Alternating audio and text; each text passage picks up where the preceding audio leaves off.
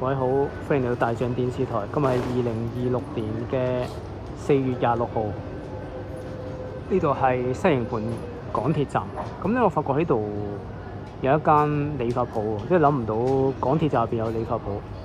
嗰個鋪號叫做上海西營盤理髮公司啊。咁就比較佢啲擺設比較傳統嘅。咁就附近有71啦，隔離係鴻福堂。咁就有邊位想剪髮都可以試下去光顧嘅。咁就港鐵都幾識做生意啊，有唔同嘅服務同埋商鋪係產生咗啦，可以話。咁佢哋都好有生意嘅想法、生意嘅頭腦啦。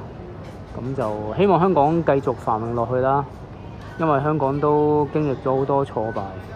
咁每一個香港人都希望香港會復興。咁在此衷心祝福大家。今日報道到呢度先，多謝大家，拜拜。